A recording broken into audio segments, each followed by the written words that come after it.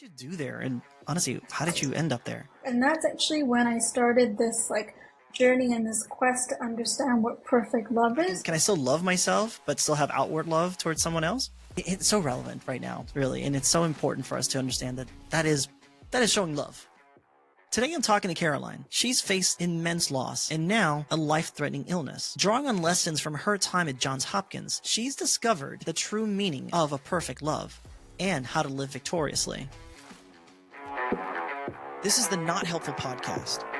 Today we're going to talk about your journey that you're on, and it's about discovering the true meaning of perfect love and living a victorious life.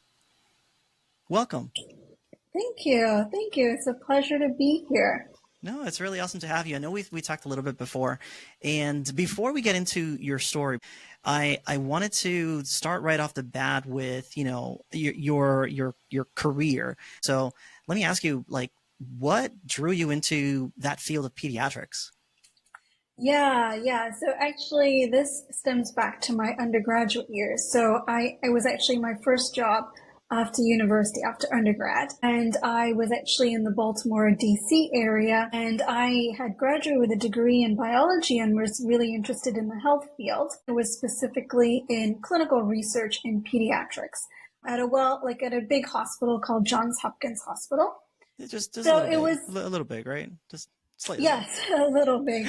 Although you'll be surprised, there are a lot of people who've not heard of Johns Hopkins, so that's why I'm not always sure. But yeah, so it's actually more that I sort of fell into it, or it was rather the opportunity that was given to me, and specifically in terms of pediatrics.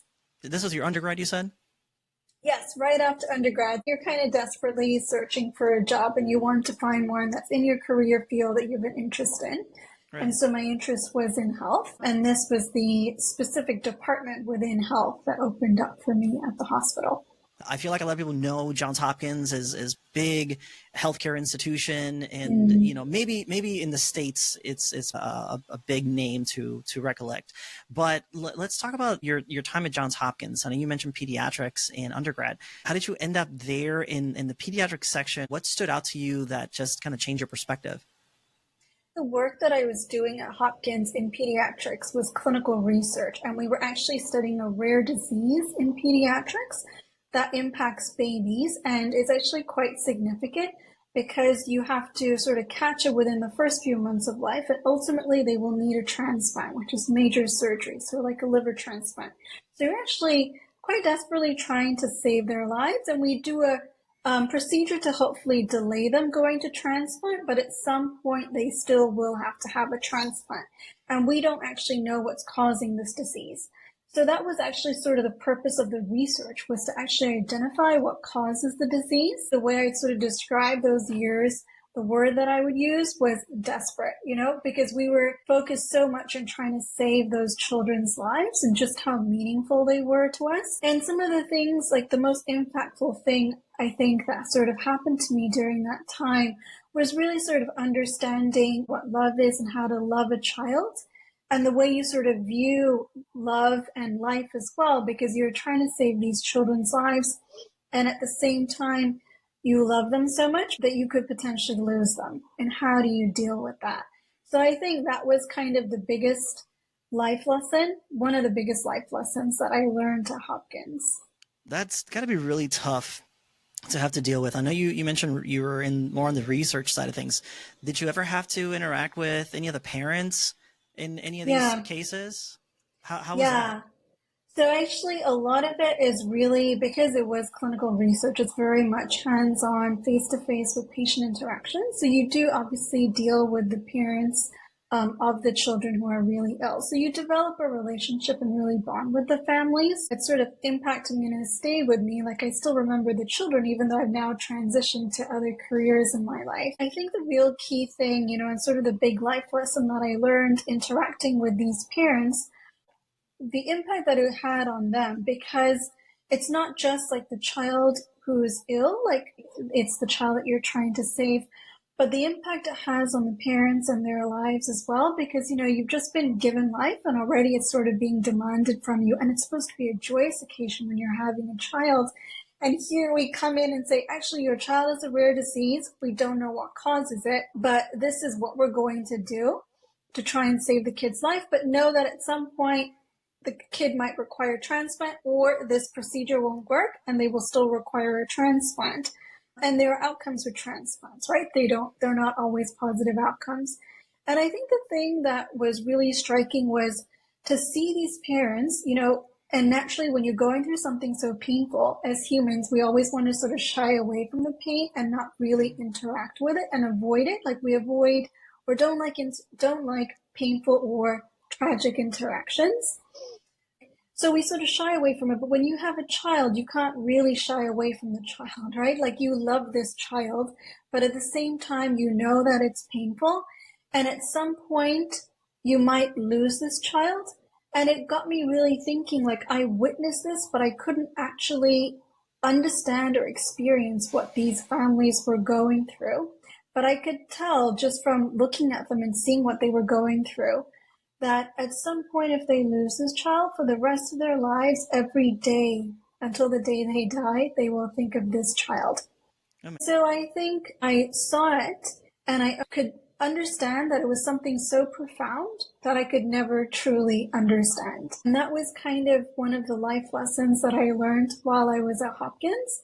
And then as I moved on, there were other things that sort of happened, even personally within my life. So sometime after that, actually, I lost my older brother. And that's when I sort of understood what it's like to be in their shoes, because until you actually go through it, you don't understand it. And, every day you think of that person. It's sort of like something that happened that shouldn't have happened. Like it's one thing I do think when you lose an older family member, like an elderly one, because it's a different stage of life. But when it happens suddenly and unexpectedly, it's quite different. It's very jarring. And so I'm actually really thankful and grateful for the experience of losing my older brother. I mean, it's tragic, but I am thankful for it because it helped me understand what these families go through. Like now I really truly do know and understand what they went through. No, that's really tough. I mean, having to see parents lose their newborn babies or children that are young, and then you not having a reference as to what does that feel like, what does that loss feel like, but then your brother passed away.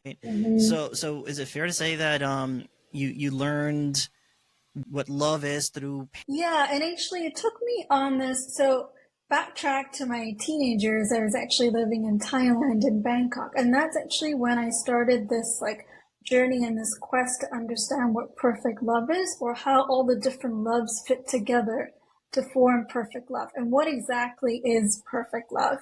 Yeah. I think there are times, particularly when you think of Hopkins, it's quite intellectual and academic hospital setting. And I think for me personally, I'd sort of wanted to understand love from an intellectual level.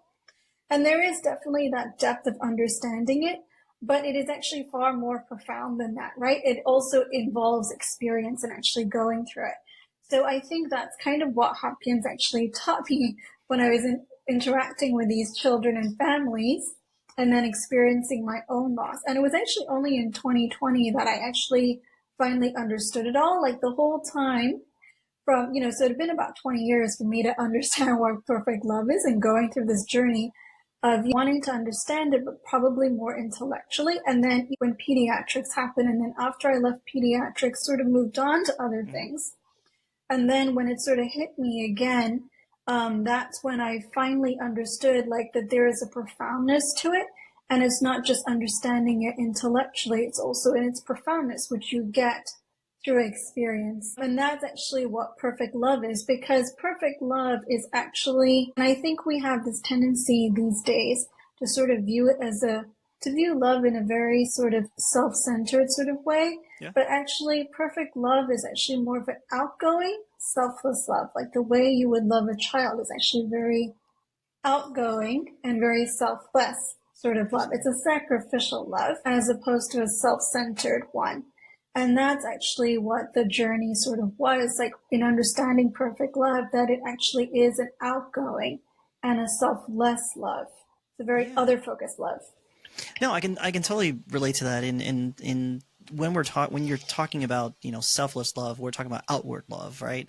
Love Yeah. of someone else, and what to you, and help me understand what from your perspective is what would be the difference between my love, like can I still love myself but still have outward love towards someone else? Yeah, yeah, definitely. And I think that kind of goes into sort of my experiences more recently, because more recently I've gone through some more sort of tragedies, just like one thing after another that sort of happened. Okay. So, for example, like a year ago, my mom suddenly passed away, and it's been a bit of a whirlwind because my mom passed away, and then 7 months later, somebody very close to me also passed away, and then a year later, the other another person who was also very close to me Oh also my passed gosh. away a day before my mom's actual death anniversary. And then more recently, I came down with a health condition, and believe it or not, now I'm actually a patient at Johns Hopkins Hospital. Oh. Something that I never actually thought would happen. So it's quite serious. But in the midst of this, I remember one time I was driving to see my doctor, or actually had to take an Uber at one point, and the Uber driver just randomly said to me, and I'm not quite sure exactly what he was saying, but he said, I can really tell that you love yourself. Like you really love yourself, which was really interesting because I had not had such a good interaction with my doctor that day. So I was actually not feeling that vibe. And yet he made that comment. So it sort of made me like ponder and try to interpret and understand what he saw and what he was thinking. And Okay. the only thing that I can really think of what he was trying to say was that, yes, I know I am dearly loved. Like my mom is gone, my brother is gone. I'm sort of on my own now. But I know that I am dearly loved despite everything that's going on. So definitely, and I think that sort of resonates a little bit with what you were saying about loving yourself. So it comes across as me loving myself. Yes, I do. It's not that sacrificial love is not about loving yourself. Right. You need to love yourself in order to be able to love others. It's just the focus is more on others Yeah. rather than on yourself. But No. you do love yourself. Absolutely. No, and I'm just kind of curious to see what your perspective was on that, because that is so on brand with today's world, where it's all about me, and it's all about loving me, and sometimes we forget that, yes, loving you is very important, meaning loving your characteristics, learning and loving your way of learning things, the way you speak, the way you carry yourself. If you're like me, who I love things like Star Wars, like I like movies, and I geek out when people start talking about things like that. So, but I love that about myself. But what we're talking about today is obviously the outward love towards, whether it's your children, your brother, your mother, your friends, and understand that they have their own characteristics, their own personalities, and that's what makes them special. That's what makes them, you loving those parts of them. Hence why I imagine that when you lose a loved one, those are the things you always remember. Oh, I remember how they love Star Wars, they love to eat cake, or they love this specific ice cream, or whatever the case is, right? And those are the things that always comes back to us as a good fond memory of those that we've lost. And I imagine Mhm. that's very similar to you. In selfishly, I'm going to ask, is there like one? Now, I'm sure there's many, but I'm only going to ask you one. But is there like one fond thing, whether it's your brother or your mom, that you remember, that you always go back to, that I remember this? This was such a great memory from them. Actually, there are a lot of things. And actually, when I think about my brother, I really see sort of his sacrificial love towards our family and towards, he was an older brother. I'm a younger sibling. And it was really kind of his perspective. Like he always kept an eye out for us as older brother. And one of the fond memories that I have really of him, I was having some issues with my car, and I remember calling him and being like, my car is making funny sounds. And that's literally what I said. I was very articulate. And he goes, is it making this sound? And he knew like exactly what the sound was. And so I was like, yes, that's the sound. And he said, okay, we'll take it into the mechanic. And the mechanic, like he lived a few hours away from where I was living. So I took it into the mechanic because it was a mechanical issue. It wasn't something, that I could ignore or anything. And apparently when I got there, he had already called ahead to the mechanic and let them know that I was coming, and had even told them what the issue was. And I remember at that time, the mechanic's wife, she was the lady at the front desk, and she made the comment, because she's the one who told me that he had already called and let them know about this and that I was coming. And she said, your gentleman is a brother, your brother is a gentleman. So that's sort of one of the memories that I have. Like, I always think about how he was so in tune with us that he even knew without me even telling him, like, he knew exactly what the sound was. And he had this sort of, love for others and care and concern. Like, he didn't have to call the mechanic, right? I could have just gone there and explained it. Mm-hmm. But he took the initiative and did that. So that was, and it resonated with the mechanic and his wife, because they recognized that. So I think that's sort of where I've seen the sacrificial love played out. That's fantastic. No, I mean, I'm sure having an older brother, having that protective older brother that wants to make sure that you're safe, right? Because yeah, I've had many cars, and I've fixed my own cars, and that it's funny you say that, because that's the first thing I thought about. I was like, what sound was it making? What comes to my mind as well, because we tend to be very mechanically inclined, whether we're mechanical or not. We tend to kind of think about, especially if we like cars. I imagine he liked cars as well. Yes, he did. To have that insight to go, what sound is it making? Oh, and you started That's thinking. That's what I was expecting. I was expecting him to be like, what sound is it making? But he already knew. He was like, is it making this sound? Right. That's what he said. Yeah. I think that's almost dismissed in some more recent times, where those kind of things are showing love, that protection, that taking care of. Oh, I know what the problem is. Let me help you, so that when you get there, you're pretty much already taken care of by going to the mechanic. He's already calling ahead by explaining the information, so that all you're really doing is, in not to minimize it, but you're showing up and going, here it is. He's already explained it, right? And that is something that just gives, I imagine it gives you peace, and it gives you just comfort knowing that there's somebody that loves you so much that they want to make sure that you are protected, that you are safe, especially when you drive a car. I mean, accidents on a daily basis happen in the U.S. alone. So that's amazing. I love that that's a memory for you. That's something that comes up. And I'm sure that every time you get into a car, you probably have that memory where it's like, right? That's so awesome. I appreciate you sharing that memory with us, because it's so relevant right now, really, and it's so important for us to understand that is showing love to a sibling, to a mom, to a brother, to a sister. And it's also along the lines of these lyrics to this song, and it goes, love will hold us together, make us a shelter to weather the storm, and I'll be my brother's keeper, so the whole world will know that we're not alone. And I think that's like really important. Like, he was watching out for us, like for me.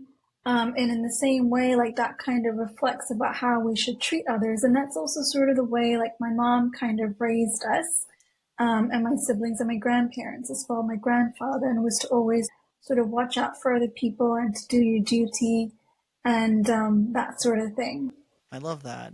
So let me take a bit of a pivot here. And you kind of alluded to this earlier in the conversation, but you mentioned in our previous conversation you had done some work in Ukraine, was it?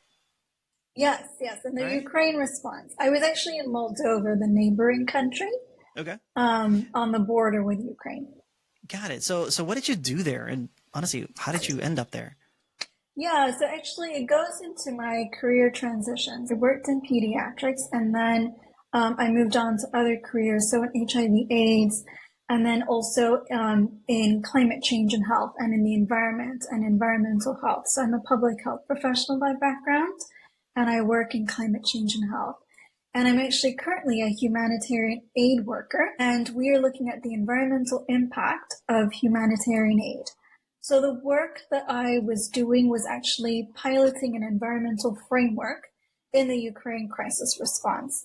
and looking at it in terms of how we working in the humanitarian field can be more conscious of our environmental impact, because there are times when we can actually cause more damage and create more harm in the environments that we're working in. So how can we do things in an environmentally sustainable way, while also clearly prioritizing the people that we're there to serve? How did you do that, if you don't mind me asking? How were you mitigating these environmental causes or effects in that area? I mean, I imagine it's really tough to do that in a place like that. Yeah, and I mean, I think part of the big dilemma actually within humanitarian aid, because it tends to be sort of an immediate response, and it's to immediately respond to the crisis, right? Which is oftentimes, or almost always, it's people and the impact upon them. And so I think that actually goes into the moral dilemma that sometimes is faced, which is, how is it that we can focus on the environment while also focusing on people? So it's really sort of changing the mindset of humanitarians, and also just being mindful that our priority is actually to alleviate suffering and to focus on people, right? It's the human aspect. But at the same time, we can also be conscious of the environment. So obviously there may be times when you can't do that. So you might be hard or remote to be able to access people because it's a conflict area. So you may have to fly to the location or, helicopter in. But then there are other times when you are able to make more of a conscious impact. So maybe if you're going to go and provide NFIs, blanket distributions or something like that in winter, then being conscious of the sort of packaging that you're using, because maybe the waste system over there is damaged, or there isn't one. In some of the countries we operate in, they don't really have that infrastructure, or it's been damaged. So instead of maybe doing individual plastic packaging, you could instead do bulk packaging of blankets and then just hand out individual blankets that aren't necessarily covered in plastic individually. So those are some things that we can sort of be mindful of in when we're providing relief services to people. It's also sort of looking at things in terms of environmental degradation and the use of natural resources, right? When you have conflicts, sometimes you have displacement that occurs. And so then, and this is not necessarily in the Ukraine crisis, but there are other conflicts going on in the world. And in those ones, sometimes it ends up being that the host and now the internally displaced population are sort of both requiring the same sort of natural resources, right? Like water, food, forests for fuel for firewood, or building, frames and structures for housing and things like that. So that can actually also exacerbate conflict. So how can we do things in sort of a sustainable way? And in particular with the Ukraine response, how can we also, while the conflict is going on, also build back better and sustainably? So maybe instead of using plastics or certain types of products that may not be so sustainable, or that are being transported from long distances, like in the States or somewhere else, try and focus on, if possible, building back the local economy and sourcing locally as well.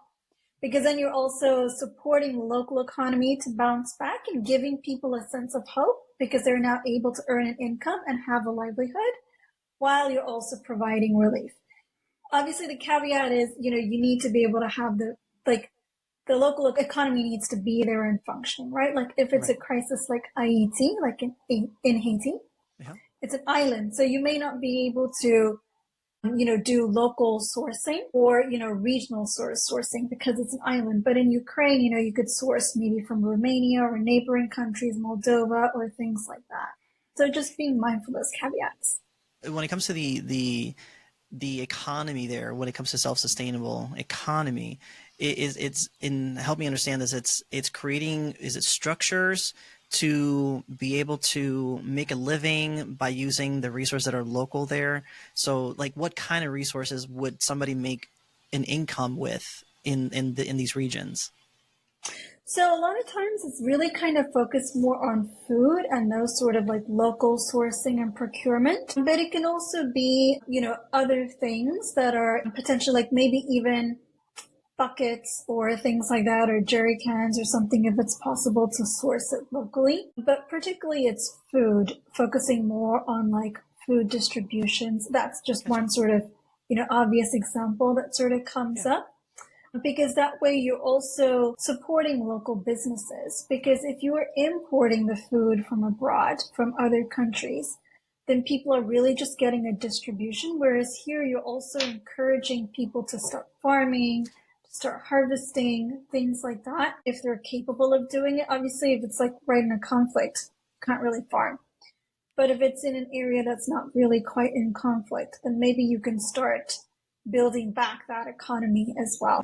That self-sustainability between food and the tools that they need to crop these things if they're able to in the area. Totally get that. Now I'm curious, where were you living when you were there? Like, were you like in a military base? Were you in like how like I don't know. I've traveled a lot for work, and the worst case scenario for me is some dinky hotel in the middle of nowhere. We're talking about the States. What did that look like for you, I guess? Yeah, I mean, so it kind of depends. So Ukraine is not like a typical humanitarian response. So I'm also supposed to deploy to Somalia, and that's more of the sort of context in which you're talking about, where you'll be in a UN compound and you can't just leave or anything like that. Typically, a lot of these are also like team housing. Okay. So usually initially when you go there, you're sort of trying to find housing. So oftentimes you'll stay in hotels and things like that. But, the crisis has been going on for a while. So now we sort of have a team house. So you often stay, like by then, the humanitarian agency on the ground has identified housing. And so you sort of stay with other colleagues and coworkers as more people are coming into the response in sort of what we call a team house. Everybody's there together. Yeah, right? Yeah. So you're staying with colleagues, other people in your organization, and usually within proximity to other humanitarian organizations. They're all sort of congregated in the same sort of area. Not always, but how did that experience shape your perspective? And so we talked about Johns Hopkins, we talked about pediatrics, what the pain of love looks like, and now we're talking about your experience in humanitarian work in Ukraine. Yeah. How did that change your perspective when we're talking about looking for what perfect love is and living a victorious life? Like, what is that? What step in this journey are you in when we're talking about that experience? Yeah, like when I was first going into the Ukraine crisis response, I really thought, that I wasn't quite adequate for it, because my loss is nothing compared to what people have lost in those circumstances, or even in other humanitarian crises, particularly with conflict, right? Because they're also facing violence. And it got me thinking, like, how am I really, really understanding what they're going through? But I think in some small way, like I have actually, not that I've experienced what they're going through, but I have a connection to them. And that's also, the loss of loved ones or family, which in some cases, they've gone through that themselves. They've lost loved ones or families.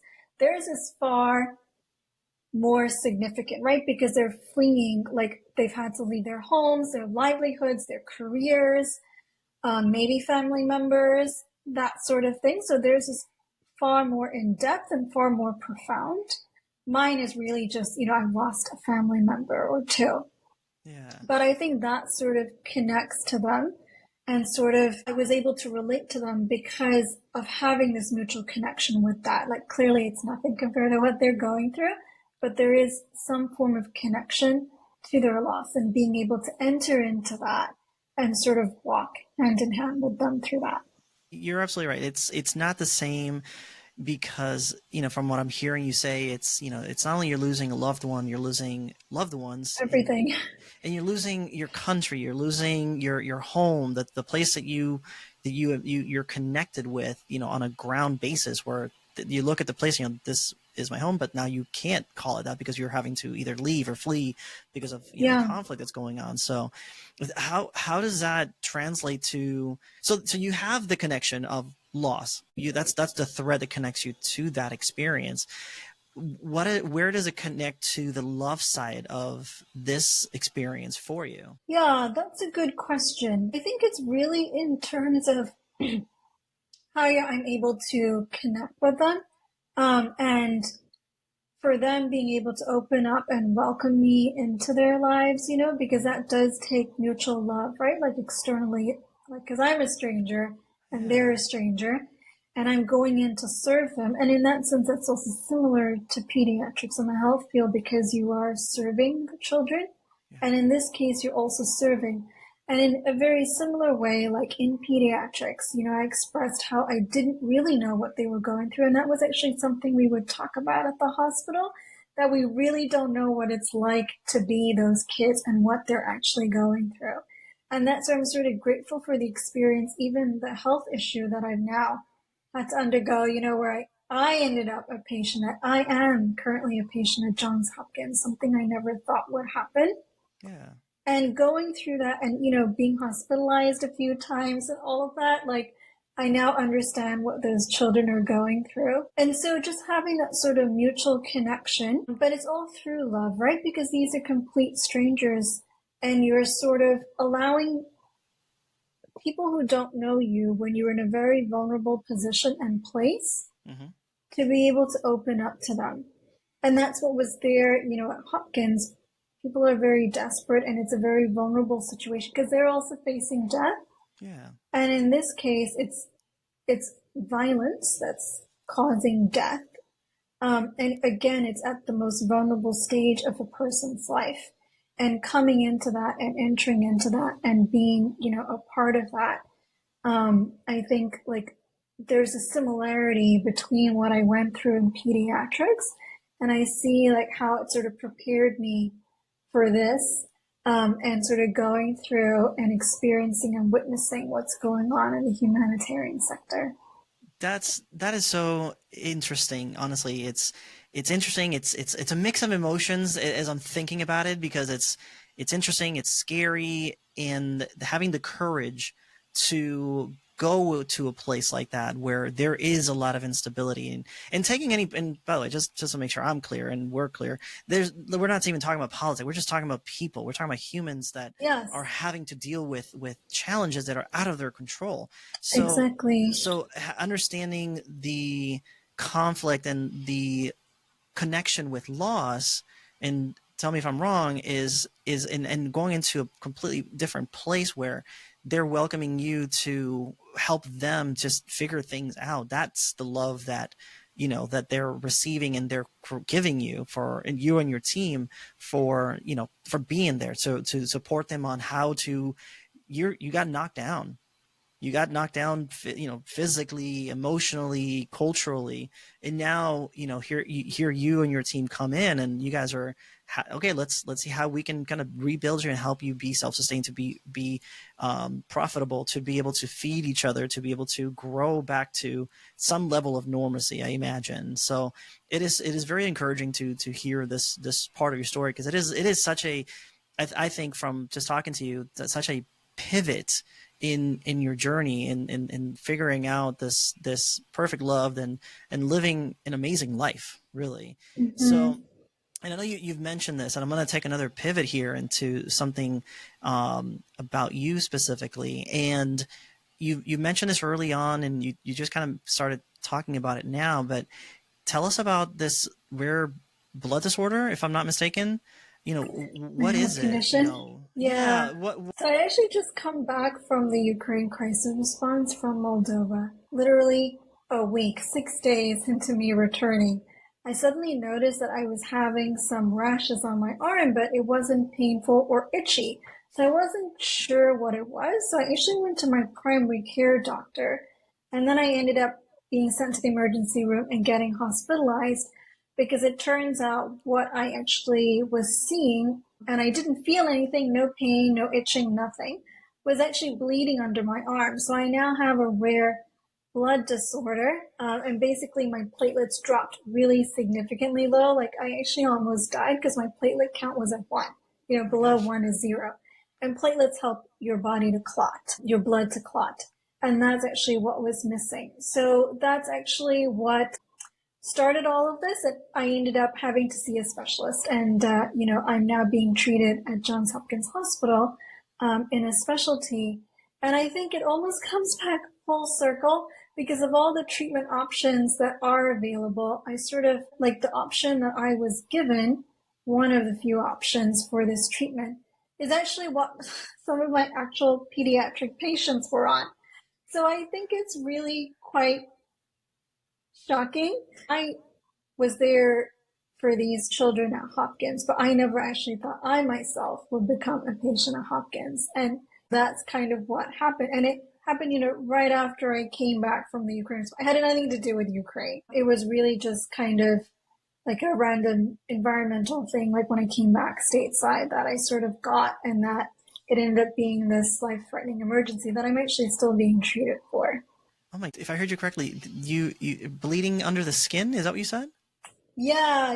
So those what is little that? rashes, Okay. it turns out was they're blood spots. They're called petechiae or purpura, and they can look like bruises or just tiny little, almost like hives, like little rashes. But it's actually a sign that your platelet count is really low and you need to go to the emergency room. So it's not something like, oh, I've got time, I can take my time getting there. No, this is actually a life-threatening emergency and you need to get there right away.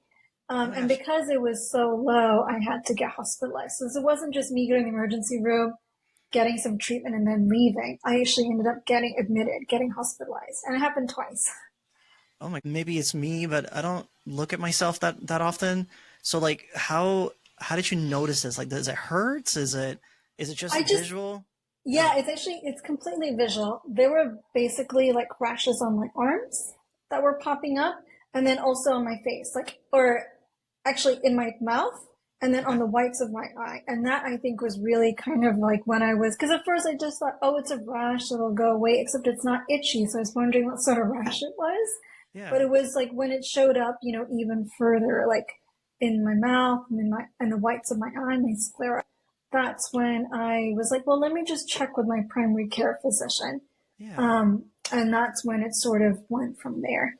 Oh my gosh, that's scary, because I would imagine if you see something in your arm like that, your brain says this should itch, but it doesn't feel like anything, and that's what clue you in. And I imagine it, with your background in pediatrics and healthcare, that's probably what clued you in to go, this isn't normal. This is not a normal rash on your arm. Yeah, like maybe I should investigate this. And I think that's kind of like in the last year, since last year, and then now this, it was like one thing after another. And then this year again, I finally thought, okay, well, maybe things are starting to calm down a little. And then no, now I fall ill and I'm perfectly healthy otherwise, except for this one rare condition now. Oh my gosh. Let me ask you two things. One, does it have a name for it yet? Yes. So it's ITP, idiopathic thrombocytopenic purpura. That's the name for it. Easy to say. Okay. as everything in health, right? Most things in health. What's the chat? I don't know what the ChatGPT abbreviation is of it. We just call it ITP though, but I don't know how ChatGPT would sort of define it, abbreviate it. I mean, I think we just sort of say it's a blood disorder, or like your platelets, you're not able to clot, is kind of what I would say. Let me ask you this, because I just for those that may not be familiar with any of this stuff, why is it important that your blood clots? So, and I was actually just going to go into that. I was thinking, oh, I just said blood clot. Maybe I should explain. So basically you're going to bleed out, right? So your risk of bleeding. So that's pretty dangerous, right? Because anything then slightly can cause you to bleed. So even now, my platelets are starting to come back to starting to normalize. Okay. But in the process of this, I was on very high dose steroids and everything. And I, even if I slightly scrape my skin now, I get just this morning, you could just easily bump something and scrape it, and you'll get a scar and a scab will start to form and everything, because it's very easy for you to bleed. In the case of really low platelets, like what mine was at, the first time it was at 1, the second time I got hospitalized, it was at 4, which was a few weeks later. You're actually at risk of getting a brain bleed, which is dangerous, right? So the first thing they did was a CT scan of my brain, and they kept on asking me, are you getting headaches? And so that's why they also couldn't discharge me. I had to get hospitalized, because until they're able to get my platelets at a higher level, I'm at risk of bleeding in my brain. So you mentioned one, what is a normal count? Normal range is 150 to 450. So I'm at 1. That's a lot So of, that's a lot. Yeah. Yeah. And last question on this, because it's very interesting, right? The fact that you're so positive and you have such an upbeat personality talking about this, it's very interesting to me, and it's very encouraging.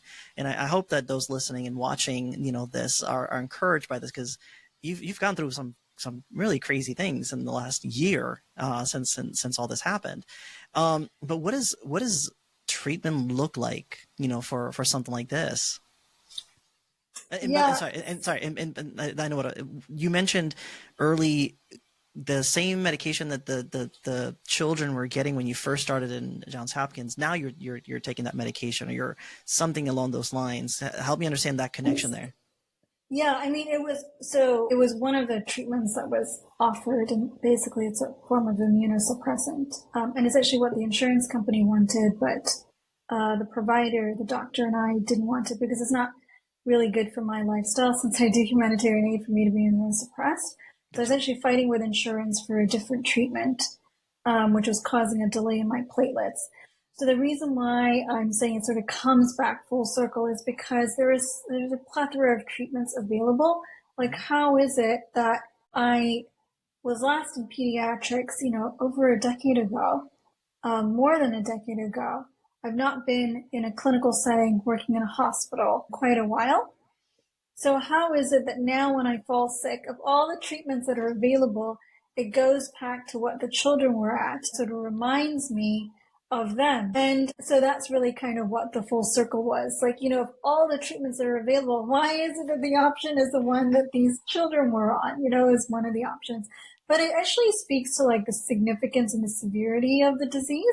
Of the disease that I currently have. It's actually quite life-threatening. And the fact that you're smiling and you're in such a good energy, talking to you.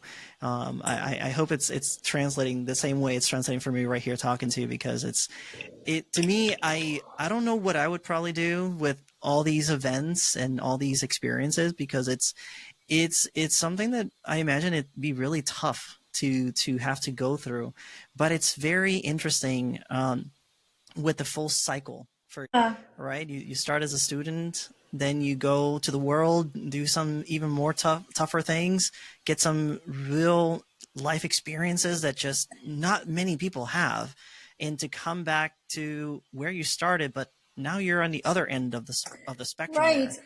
Exactly. I do think actually in that regard, like these previous experiences actually really did help me sort of prepare. So now when I go to the hospital, I actually go into the cancer center, and that is quite daunting. The hospital is huge, and that itself is daunting. But because I used to work there, and I'm having to do this on my own, right? Because I don't have like my mom or my brother. So I'm going there on my own and making all these critical decisions on my own, not really having any family or anyone to really talk to about it, and sort of go back and forth and making critical life decisions for myself, like regarding the treatment. Yeah. But I think the reason why it's not as daunting, or because of my previous experience, I used to work at this hospital. I'm sort of prepared. I think it sort of all sort of prepared me for what would ultimately come back and hit me. Oh my gosh. Years later. So I do think in that sense, it's not been, it's been tragic, but not so overwhelming because there was some preparation for it. I think otherwise, now that I'm going in as a patient, I can now see how Hopkins can be a bit daunting, like just even in its size. But then on top of that, like having to make all these life decisions regarding your medication and your treatment and all of that, having to do it very quickly because you don't have much time, and not really having anyone to bounce it off of, or, sort of think things through. But I think because I used to work in this setting and I'm comfortable with doctors, I'm able to sort of be able to deal with it. And I imagine it's like almost like coming back home when you go back to Johns Hopkins, because you spend such a amount it's of time. Familiar, yeah. Right? This is nothing to compare, but like I used to work for Universal Studios for 10 years. So if I went back there today, I know my way around very easily, but it's nowhere compared to what you're describing. But yes, Johns Hopkins is a very large institution, a lot of multifaceted departments in there. So I imagine from someone from the outside coming in, how overwhelming that could be. And for somebody like you, that Right. you've been there, and it's probably still a little bit on the overwhelming side, but at least you understand, you know, the map, you know how to navigate, Yes. you know how to Yeah. navigate, you know how to, you know, where things are, at least on a map level. Yeah. But, you know, I imagine it's still sometimes very challenging because you're doing this by yourself.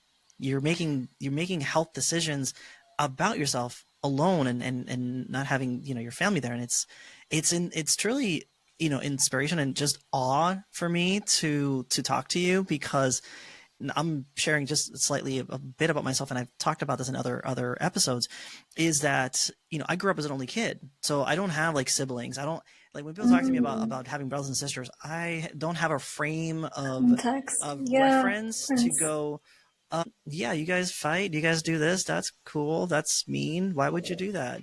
Because I didn't have a bigger Sibling brother rivalry. to kind of mess with Yeah. me, right? I can kind of, just like you're describing, I can kind of relate to parts of it, because that part of, you know, you're doing things kind of on your own, On your own. Yeah. right? Making decisions on your own can be sometimes a little bit scary.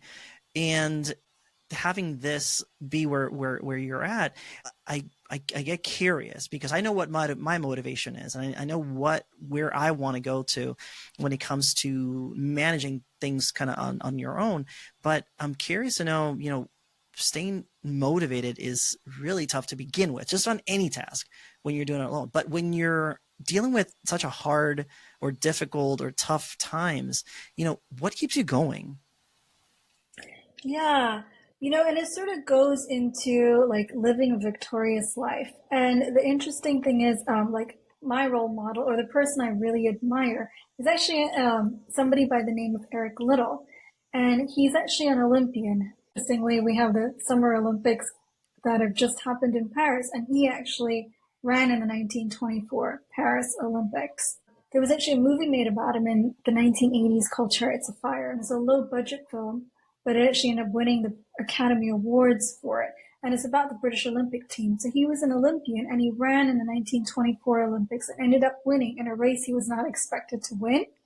And then at the height of his career, he decided, because he was originally a missionary kid born in China, and he decided to return to China.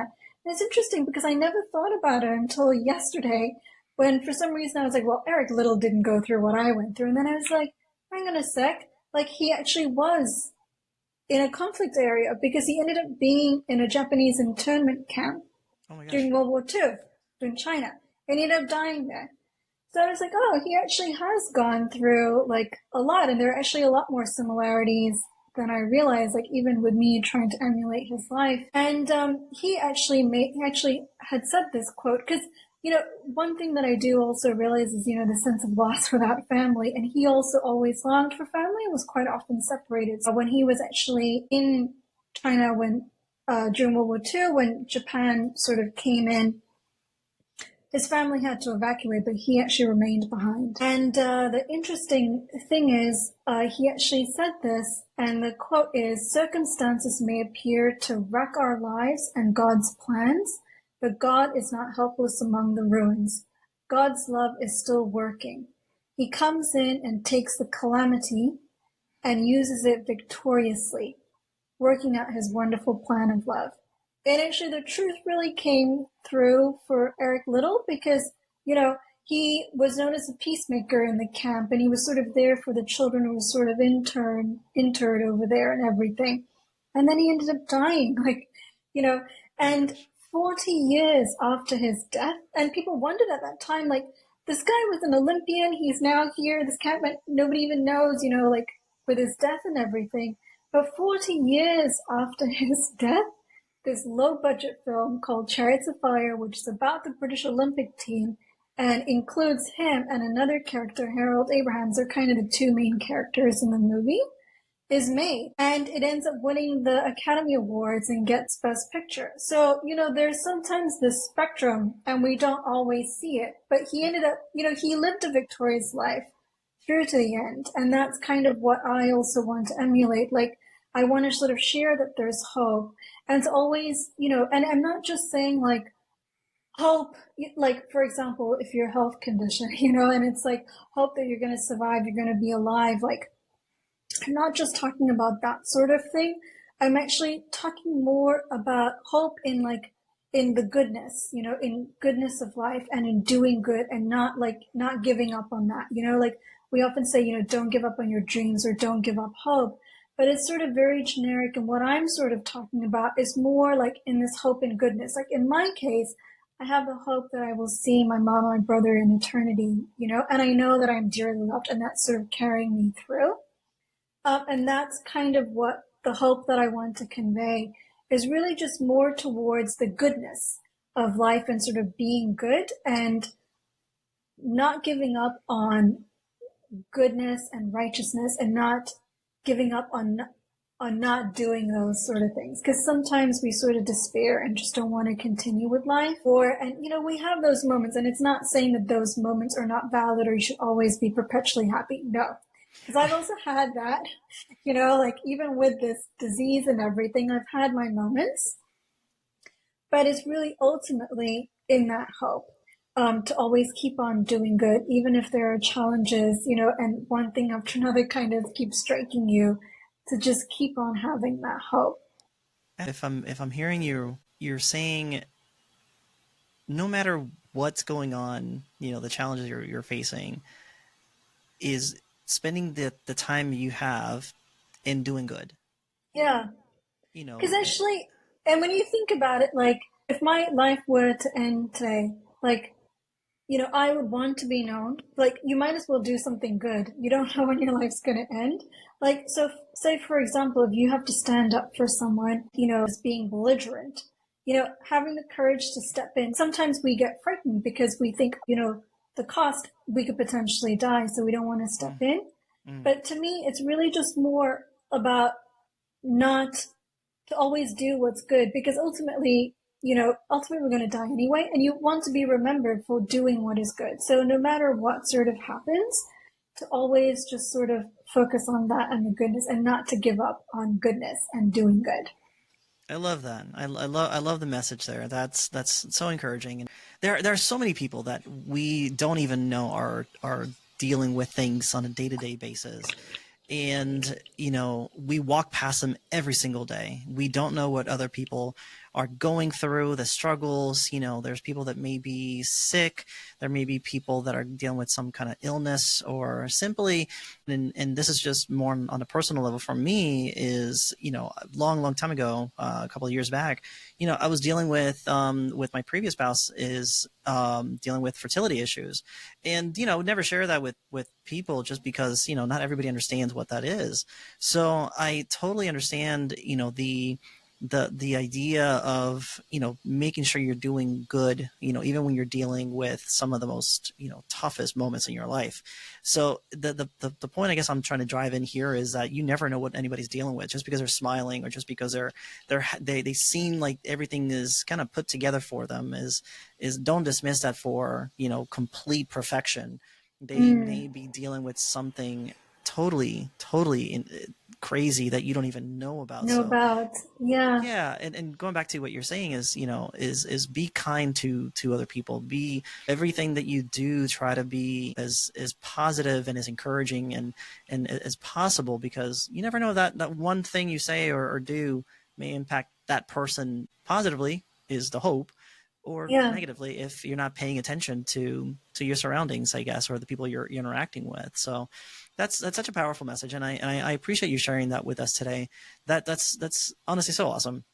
I don't know. I'm super excited to have this conversation. I know it's been a while since we've talked, and Yeah. I remember all these points, and I wanted to really dive into this more in this episode today.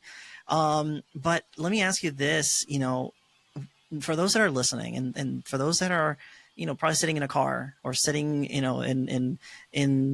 I don't know, in their room by themselves, and they're just, just figuring out what is our next step. What are they doing? Like, they're dealing with some tough moment, a challenge, whether it's death, whether it's illness, whether it's loss, whether it's anything that's just paralyzing people, right? What piece of advice would you give somebody who's going through a challenge, you know, what I guess what piece of advice would you give them to help them, you know, get encouragement from you?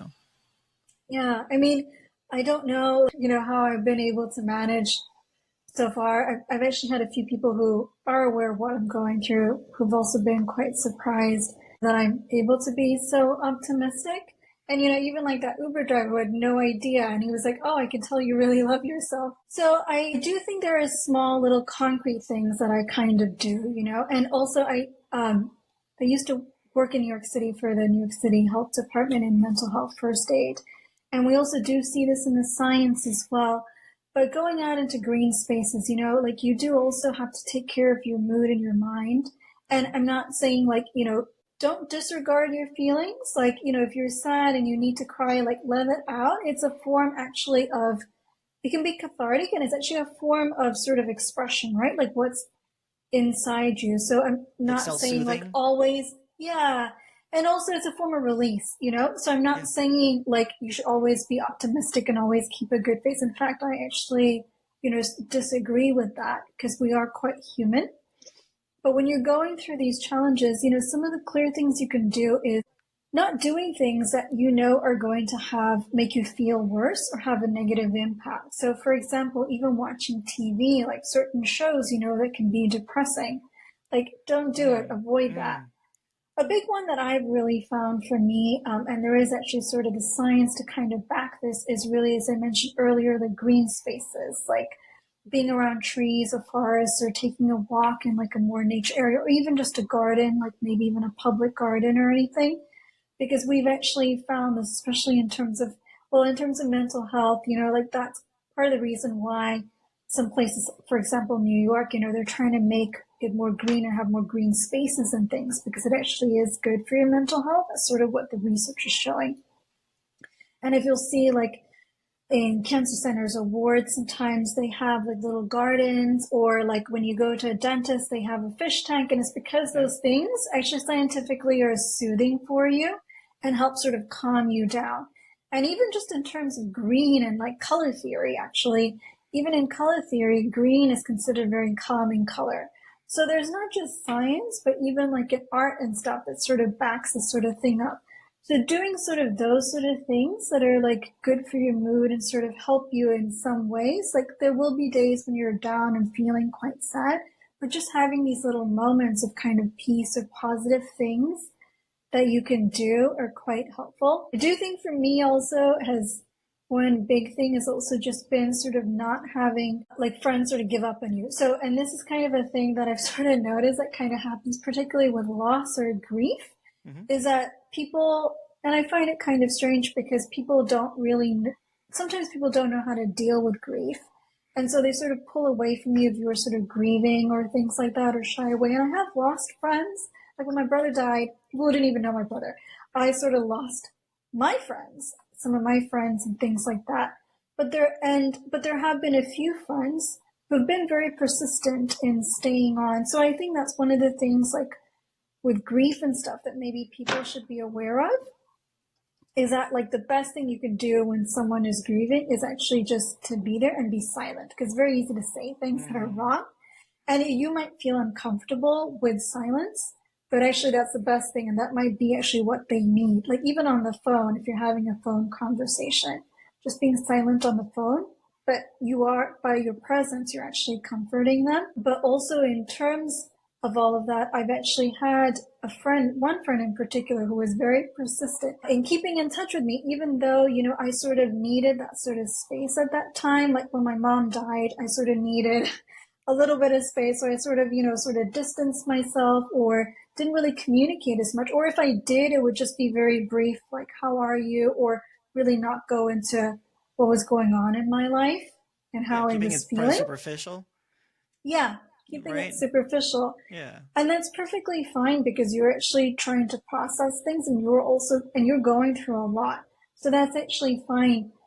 It's really caring of a friend, though, that despite it seeming like you don't want them around, that they are persistent in keeping in touch with you. Because a year or a year and a half or however long it takes for you to get out of it, you will come back to them, and at that point you'll be grateful that they kept in touch with you, even if they didn't feel that way, and even if they felt like you didn't want them around or anything. It's just the sort of phase and stage that you're in.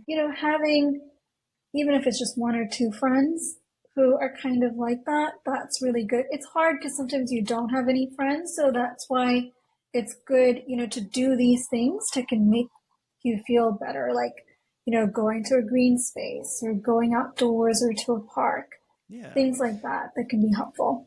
That's really powerful. If I'm hearing you right, if you have a friend that's going through a tough time or a change in their lives, if I'm hearing you correctly, there's a couple things you can do. One, you can eliminate anything that makes you feel negatively. So TV shows, I try to avoid horror films at night before I go to bed because then I won't sleep. Oh, scary, right? Yeah.